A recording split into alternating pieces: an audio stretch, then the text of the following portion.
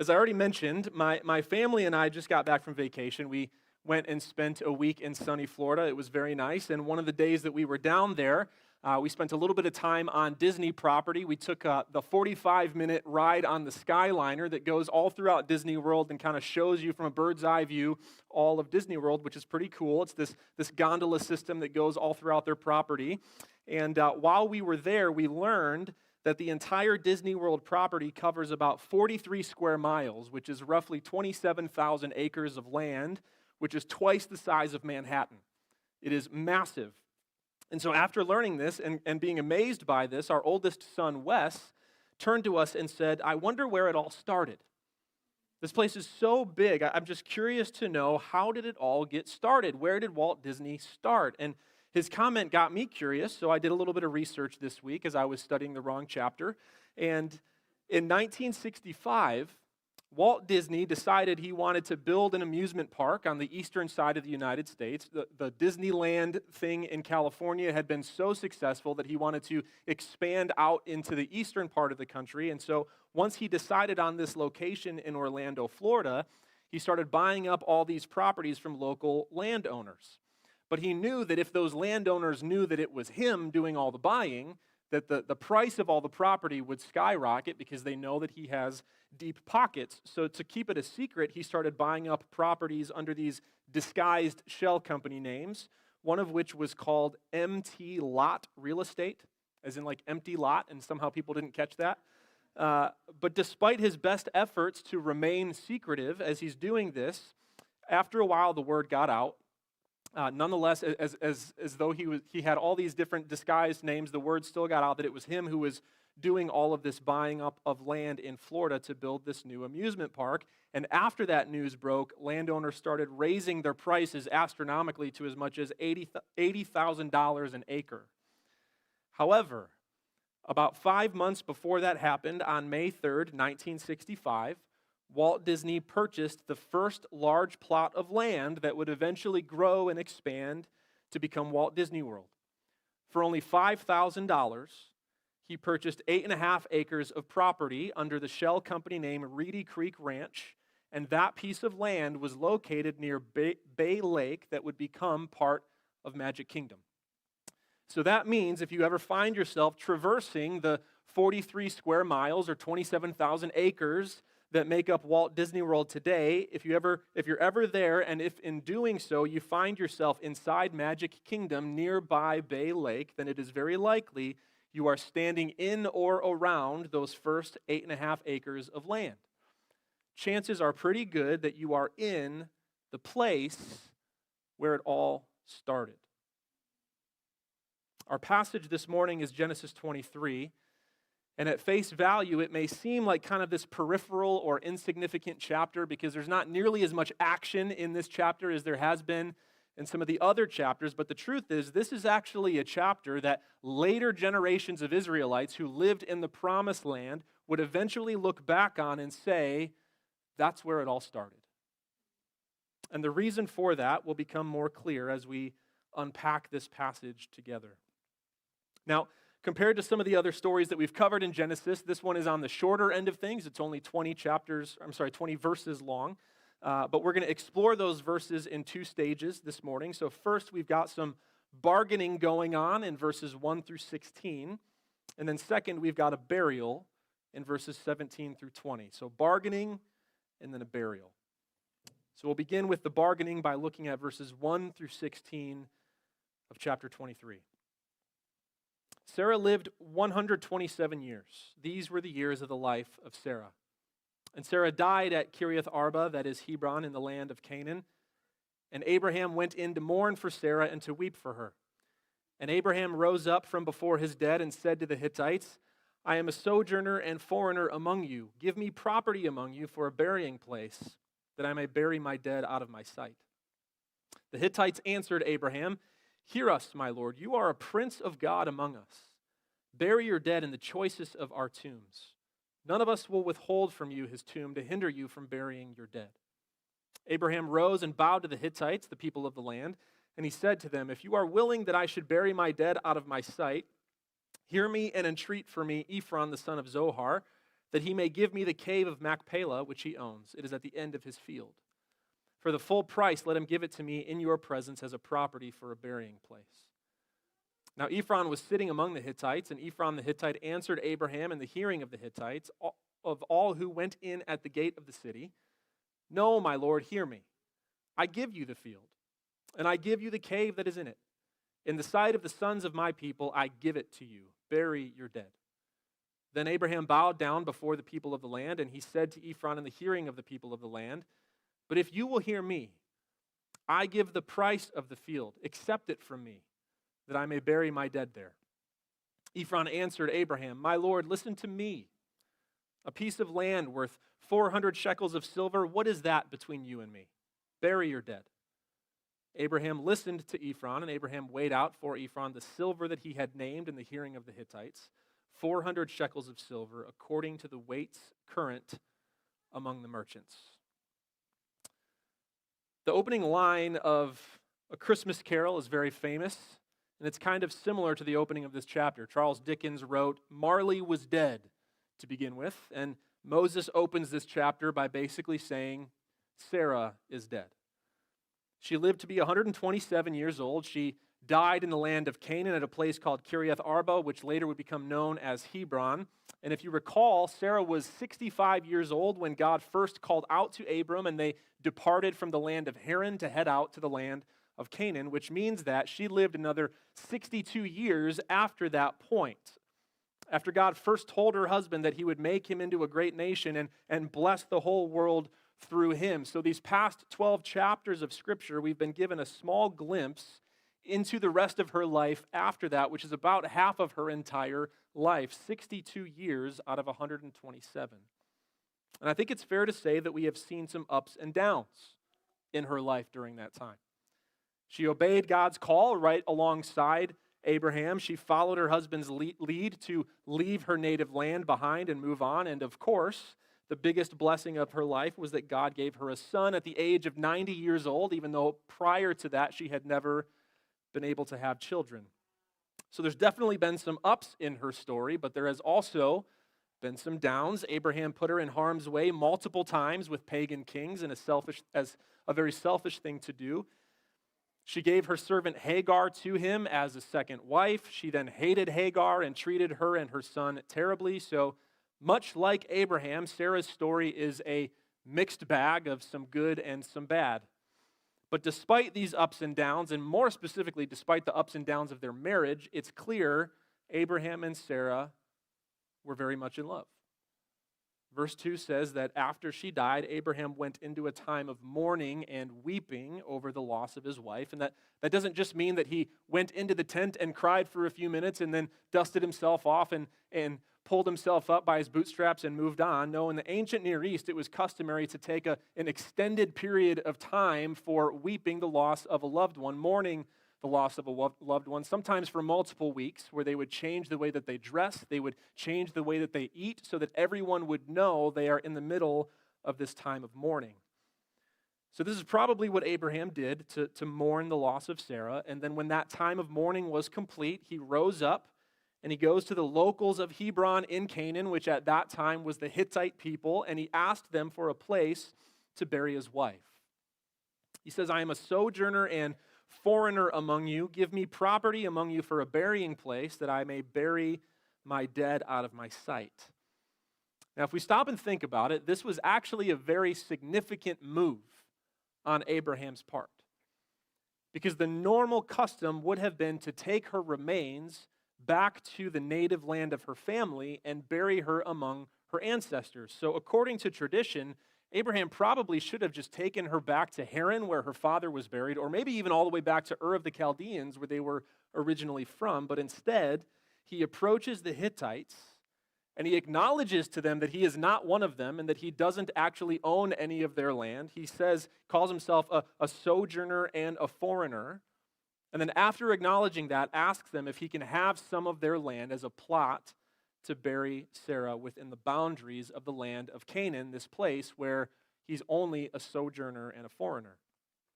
Now, if you read that by itself, it doesn't seem that significant, but if you read it within the larger context of what has been happening in the story of Genesis, you quickly realize he's making a big move here. Because if you think about it, 6 decades ago, God promised Abraham that he would give to him this land of Canaan for his ancestors, for his descendants. And after all of that time, Abraham is still just a foreigner in the land. He doesn't actually own any of the land of Canaan for himself yet. And that being the case, what could constitute a bigger move of officially laying your claim to that land than burying the remains of your bride there? This was far more than just an innocent request for a gravesite. This was Abraham's way of finally putting a stake in the ground and laying claim to the fact that this land was going to belong to his family. As Kent Hughes puts it, Abraham was so sure that his family would get this land that he wanted Sarah's bones to already be there when his descendants got there. And so with this big move that Abraham is making, kind of finally putting a stake in the ground, the bargaining now officially begins. But what's interesting about this exchange is that even though he acknowledges the fact that he's not one of them, he's not from there, he's a foreigner in the land, the Hittites clearly had a certain level of respect for him because they respond to his request by calling him a prince of God among them, which is an interesting choice of words considering Sarah's name means princess. So this prince wants to bury his princess, and he had developed such a reputation of being a man to be respected, maybe even a man to be feared. He's powerful, he's influential, he's wealthy, so much so that the Hittites tell him, hey, of course, go ahead and bury your wife here. Pick whatever lot you want. None of us are going to get in your way, man. Go pick whatever you want. We won't stop you. Take your pick. Now, common sense would suggest that that would kind of be the end of the bargaining. I mean, Abraham asks for a burial plot. They respond and say, yeah, no problem. Take your pick. Go ahead. So you'd think that would kind of be the end of it, mission accomplished, except there are 2 conditions that Abraham wanted. Number 1, there was a specific cave that he had in mind. And number 2, he wanted to pay full price for it so that he could actually own it for himself. So the specific cave that he wanted was called the Cave of Machpelah, and we discover toward the end of the chapter that it was located immediately to the east of a place called Mamre, which you've heard multiple times throughout Genesis. So most likely, the reason he wanted this specific cave is because it was located near a place where God had met with Abraham on multiple occasions. Mamre was a place where Abraham built an altar and worshiped the Lord back in chapter 13. It was the place where God appeared to him with 2 of his angels in chapter 18. So for Abraham, Mamre had become symbolic for a meeting place with God. So much so, actually, because of that, some commentators make the case that in Abraham's mind, Mamre was kind of like a second Eden. It was the place where God chose to dwell with him on certain occasions. So most likely, the reason he wanted this Cave of Machpelah is because it was nearby Mamre, which was a significant location for him. Secondly, Abraham also wanted to pay full price for the cave so that he could actually own it for himself. See, the burial plot was, if it was merely given to him as a gift, then yes, Sarah's remains would be buried there, but the location of her remains would technically still belong to the Canaanites, to the Hittites, because it would never have been sold to him. And that being the case, they could just take it back anytime they wanted, or they could even use it as leverage over Abraham's family in the future. And so in order to avoid those things from happening, Abraham insists on paying for it. So those are the 2 conditions of his request. He wants the Cave of Machpelah specifically next to Mamre, and he wants to pay full price. And so in order to make sure those things happen, he asks to speak with this specific guy named Ephron, who currently owns that cave that he wants. And it's weird the way it's written, but Ephron is actually already there. So he's like, let me talk to Ephron. And Ephron's just like, I'm here. Go ahead, take it. He responds and just says, hey, friend, not only can you take the cave, but I'll do you one better. Take the whole field. That entire field that's connected to the cave, I'm not going to stand in your way. It's yours. Just take it, bury your wife, knock yourself out. It's all yours. And Abraham just insists once again on paying full price. He doesn't want this to be a gift because he wants to own the rights to it. So he keeps pushing and keeps saying, please, just name your price. And most commentators agree that Ephron's response in verse 15 is kind of some sneaky extortion. He says, "My lord, listen to me. A piece of land worth 400 shekels of silver, what's that between us? Go and bury your dead." In other words, listen, that land is worth, I don't know, this much money, 400 shekels of silver, but hey, what's 400 shekels between friends? Don't sweat it, just go bury your dead. This is some sneaky extortion, but the truth is, 400 shekels of silver was an insane price for this field.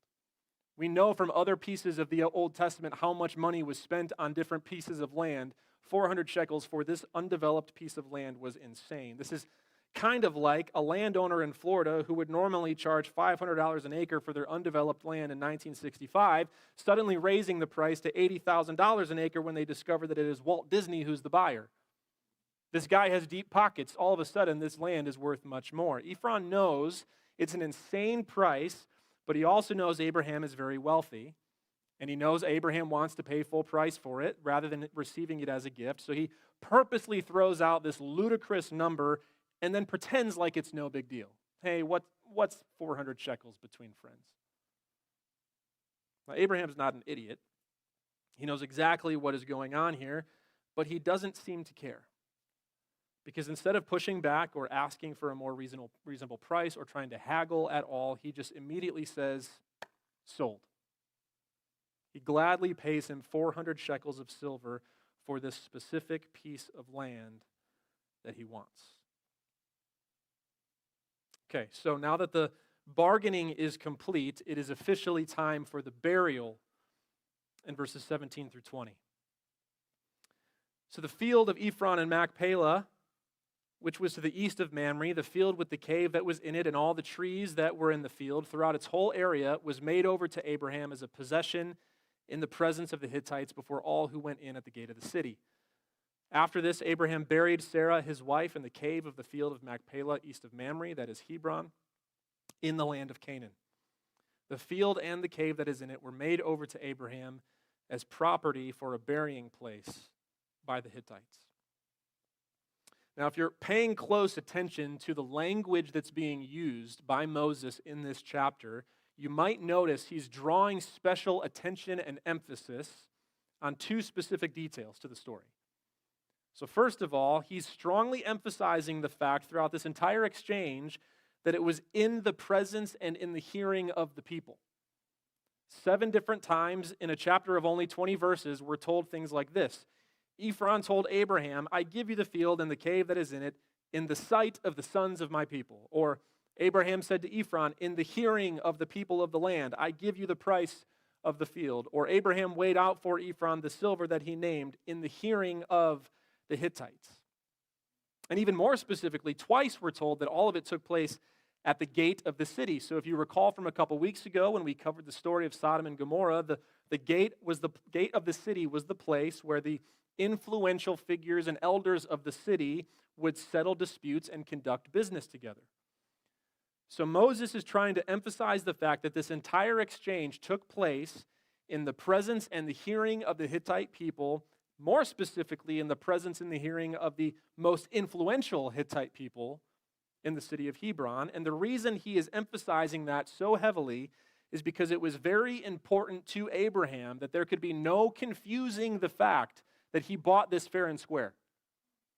He gladly paid this high price for it in the presence of the most important people of the city so that nobody could come to him later and try to lay claim to it. Everybody knows, because of who was there and who saw and who heard, that it is now Abraham's property fair and square.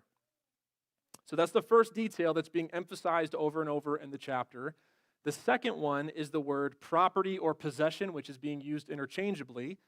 4 different times we're told things like the field with the cave in it was made over to Abraham as a possession. In fact, the entire chapter ends in verse 20 by saying the field and the cave that was in it were made over to Abraham as property for a burying place for the Hittites. So Moses is trying to emphasize this word possession or property, but really more so possession. And the reason is because it is covenantal language. It's the same language that God used when he confirmed the covenant with Abraham back in chapter 17, the covenant of circumcision. God told him, I will give to you and to your offspring after you the land of your sojournings, all the land of Canaan as an everlasting possession, and I will be their God. It is covenantal language. See, Genesis 23 is a chapter that later generations of Israelites who lived in the promised land would look back on and say, that's where it all started, because the field of Ephron with the cave of Machpelah next to Mamre was the first place of the promised land that Abraham and his family actually owned as a possession. The burial site of Sarah was the first part of Canaan that officially belonged to them. And we know from the rest of the book of Genesis that Abraham and then Isaac and Rebekah and then Jacob and Leah were all buried there together in this same cave. Which is why Meredith Kline writes this: the purchase of this family plot would be a witness to the Canaanite people expressing Abraham's faith that the Lord would indeed make their family the eventual possessors of this promised inheritance. This was a confession of faith in God's promise. See, the reason that Abraham wasn't at all bothered about being extorted by Ephron and having to overpay for this piece of land is because he had faith that God was going to give his family this promised land that he had promised to him, so he did not care how much it cost. He wasn't feeling like he needed to get a good deal on it. He could care less what he had to pay. All he cared about was that Sarah, the mother of his promised offspring, be laid to rest in the very place that had been promised to their family. That's all he cared about. And when we think about it in light of the New Testament, it adds a whole other layer of faith to it, because the writer of Hebrews in Hebrews 11 says, Abraham and Sarah died in faith, not having received the things promised, but having seen them and greeted them from afar and having acknowledged that they were strangers and exiles on the earth. And then he also says later that they ultimately had their hearts set on a better heavenly country rather than just a merely earthly country, which means that Sarah's death and burial in this chapter, and then Abraham's death and burial just a couple chapters later, took place before God's promises to them were fully realized, because this life is only a preview of God's promises. This life is only a preview of God's promises. See, I think because of the fact that we live in the here and now, it's very, very easy for us to forget that the time God gives us in this life is not the main event of our existence.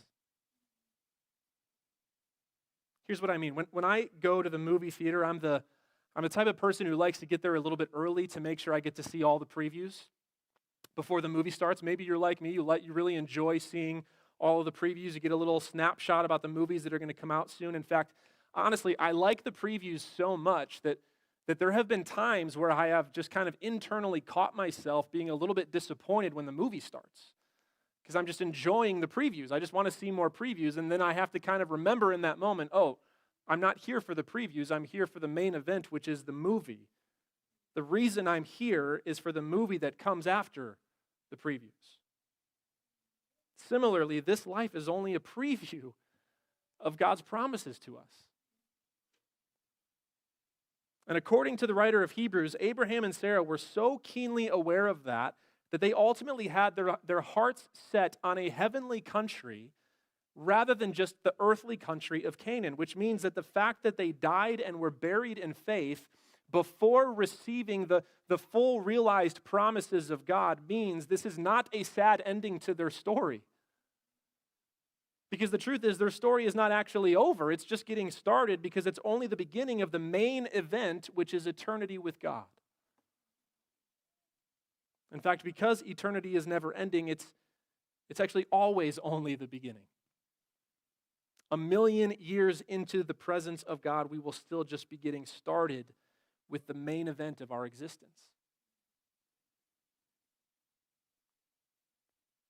You know, one of the things that this chapter reminds us of is is the fact that life is fragile and that unless Jesus returns within our lifetimes, we will all die one day. Sarah died, Abraham died, we will all die one day.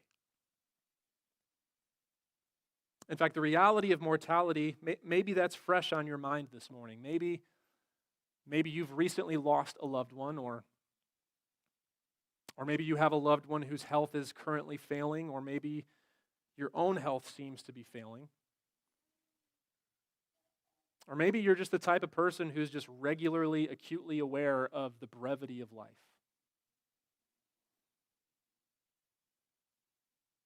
If any of that describes you, then we need to allow the testimony of faith in this chapter to be a comfort to us this morning. Because yes, Abraham mourned the loss of his life, but he also paid a very high price to purchase her grave because he had faith that the death of Sarah was not the end. It did not mark the end of God's promises to them, and he knew that God's promises to his family would not be exhausted in this life. And because of that, all of his descendants who later lived in the promised land could look back on this story of Sarah's grave and say to each other, that is where it all started. Abraham and Sarah didn't receive it in their lifetime, but that is where it all started. And likewise, for those of us who are followers of Jesus today, there is another grave that we can look back on together and say, that's where it all started. By God's grace, we can look back together and say that even though the cost was extremely high, the Son of God did not bat an eye, but for the joy set before him paid the full price by laying down his life for us on the cross so that everyone who repents of their sin and believes in him can inherit the promises of God. And because he didn't stay dead, we look back on his empty grave and say, that's where it all started.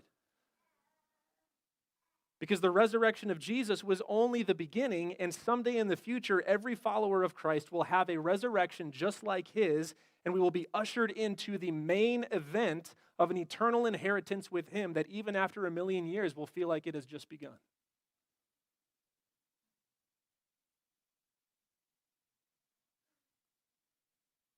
Church, even though we currently live in the here and now, we have to remember that the time God has given us in this life is not the main event of our existence. It's hard to remember that in the ups and downs that we go through. Sarah's life was full of ups and downs. Ours will be as well. In fact, because we live in a fallen world, sadly, some people's lives are mostly just downs.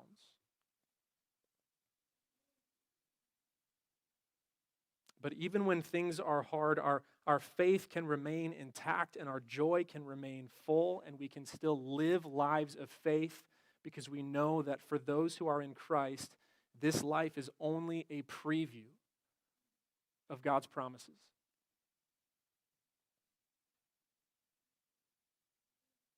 And that someday the whole world will be filled with his glory as the waters cover the sea. And if you are a follower of Jesus, you will be there forever with him.